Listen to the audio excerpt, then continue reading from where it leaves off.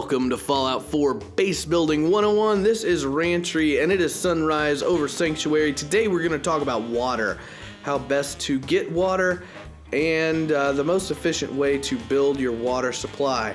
We've gotten the beds in that house, plenty of sleeping bags for everybody, and we've got our beautiful display of food over here from Grey Garden Farm. So now we need these people to drink.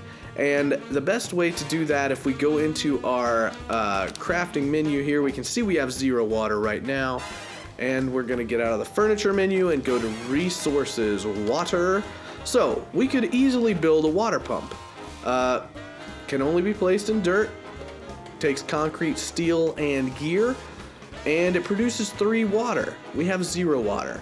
I would not recommend doing this.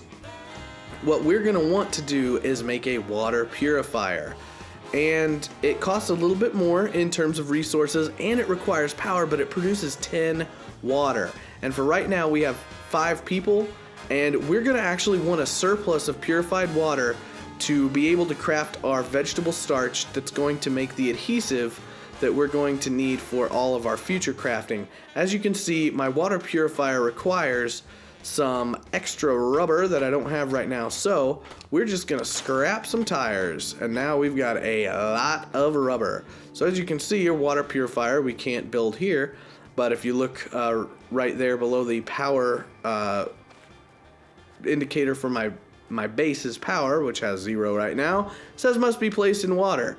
But the great thing about old Sanctuary is that there's water right down here, and there's a convenient little path that we can just come right down here and plop this sucker right in the water right there. Now, no, I don't want to do that. Now we're gonna need to power it. Before we do that, I like to just kind of clean out. Oh, there's some first aid. Always make sure to loot everything before you scrap it. If it's a container of some sort, scrap all that. We want to make sure we get off of our resources so we don't accidentally build a second water purifier. However, if you do want a great source of purified water and you have the resources, I would suggest building 2 of the small water purifiers. There is an industrial water purifier that we can build later, but it is not necessary for now.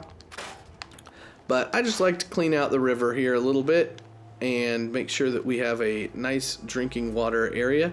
So our water purifier, we need 2 power. So what makes power? Well, not defense. Under power, we've got generators. A small generator produces 3.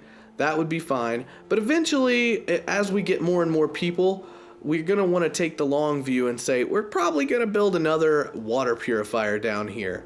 So I'm gonna go ahead and make a medium. That will cover us for 2 water purifiers. Could make an industrial, but I think that 2 water purifiers is probably going to be enough for a very long time until you're just lousy with resources. So we're gonna go ahead and build a generator right there.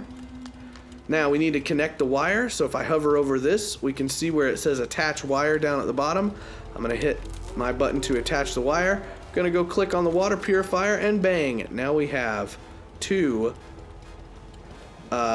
power going to our water purifier. It's going to produce 10 water per day, so we are good on water.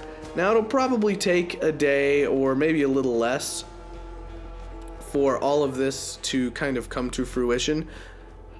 No pun intended, maybe slight pun intended, because our mute fruit, you can see we can already harvest it. If I get out of my crafting menu, we've got mute fruit growing, we've got potatoes growing, we've got corn growing, everything is growing, and it's lovely. I would suggest go ahead and harvest all of the resources that you have when they are grown. That makes it that much sooner that it will grow again. So we're getting our potatoes, we're getting some mute fruit, and this stuff is going to be useful in cooking, just eating raw to heal yourself when you're out there. Everything is just really, this mute fruit and the corn and the potatoes are very useful all over. Now, I don't think it's been enough time for us to get any purified water in excess, but when you do, you can come here to your workshop, go to your transfer menu, and look down through, let's see, we should see, when we do have it, we'll find under this P, we'll find a purified water. And that plus our mute fruit, corn, and potatoes will let us build vegetable starch, which will give us adhesive, which is a very valuable resource that we're going to need for crafting. Anyways, that's water. Next time we're going to talk about defense and how to protect all of this stuff from raider invasions in the most efficient manner possible. So thanks for watching. I'm Rantry, and I will see you next time.